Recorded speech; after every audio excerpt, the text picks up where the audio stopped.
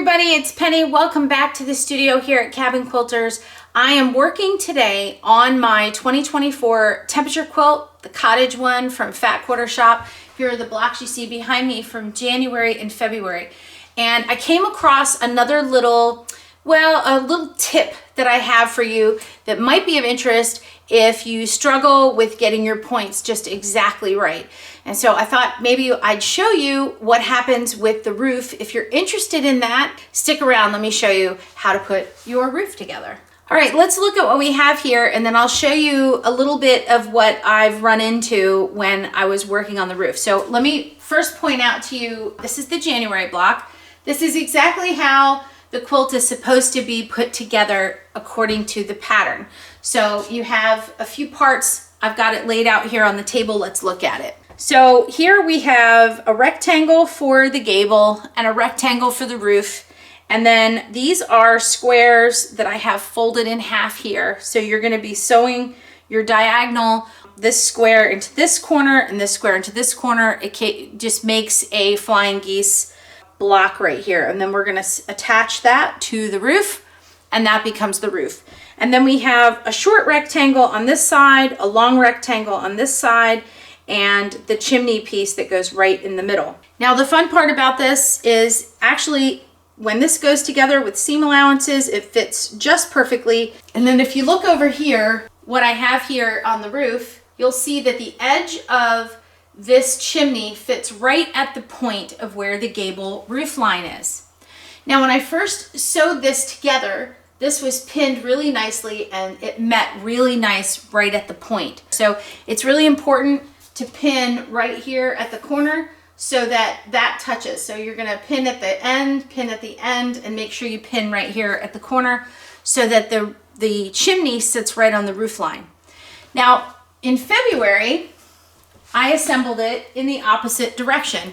And I did this for a reason. Because there is a little issue right here if your point is not exact with the chimney sitting right at the gable end, I wanted to see if I flipped it the other way, if it would be any different. And of course it isn't, because we're using the same size square to make that point on both sides. So the chimney winds up sitting right at exactly the right point. Now I got very lucky. Mine are measured properly and my chimneys look just like they're supposed to. But let me show you this one on the table. So for March, I chose to do my chimney backwards again. And you can do that either way. Like I said, it fits either way. So if you want to flip your chimneys around, if you don't want to flip your chimneys around, you don't have to. This layout is how it's supposed to be in the pattern. And this layout is how I chose to do it opposite. So let me show you what happened when I put the March roof together. And I don't know if you can see, but my pin slipped just a tiny little bit, and I have this little white area of the fabric here, and just a tiny little bit, it's off.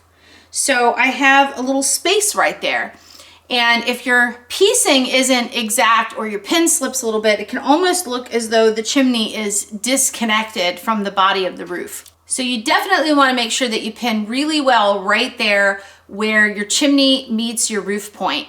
And if you're concerned about that, and you're concerned about how you pin, or you're concerned about having it slip, your option is, if you haven't already pre-cut all your pieces, I would recommend that for the small unit, or up here, since this is the way it looks in the pattern, if you cut your small unit a 1/2 inch longer and you cut your long unit a 1/2 inch smaller, they would still be a short and long unit, but it would slide your chimney a 1/2 inch this way, and that would make sure that everything evens out and it's not so tough.